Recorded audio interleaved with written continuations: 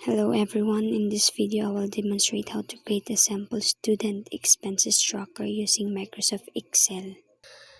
Then, open mo yung Microsoft Excel mo. Pagkatapos mong i-open, i-type mo yung date. And isulat mo kung kailan yan.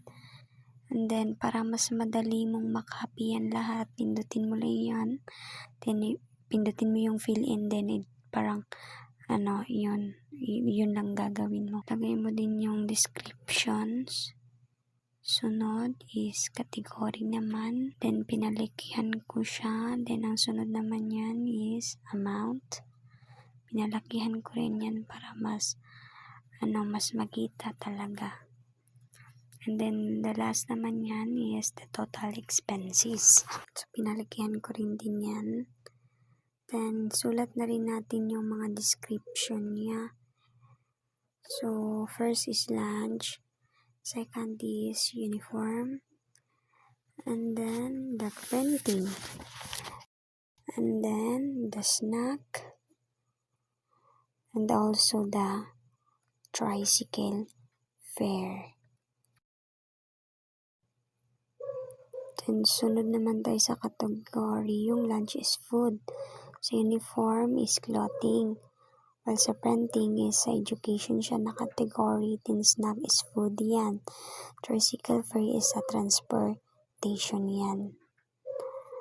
Then the next naman is the amount. Kung ilan yung nagagastos natin. Sa food ko, sa lunch is 40. Sa uniform is 600. Sa printing is 100. Then sa snack is 30. Then tricycle fare naman is 40 yung sinasakyan ko. Then dito naman, hindi pa. Dito naman is, ko siya sa, parang sa alignment, or ano ba yung tawag dyan. Parang pinagitna ko siya para mas makita talaga siya ng maayos. At, siya, naka-organize. And then dito, nag-total na ako dyan sa expenses. Para mas madali, automatic siya is equal mo lang siya. Then, lagay mo yung sum. Then, D3 column, then D8. Then, automatic na yan siya mag-equal.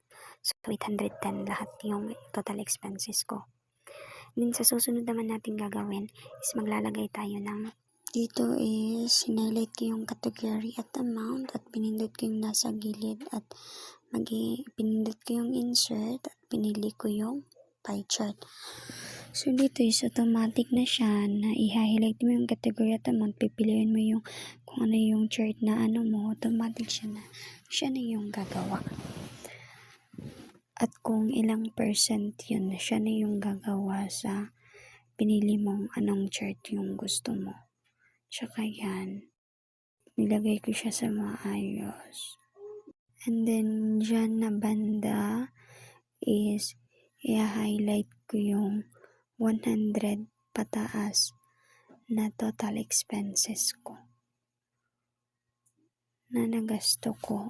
At yun ay yung sa clothing at saka sa education, which is yung description niya is uniform at saka sa printing. Yun yung pinaka malaking nagastos ko. And then, pinindot ko yung tatlong dot at pinindot ko yung save as, nilagyan ko ng name.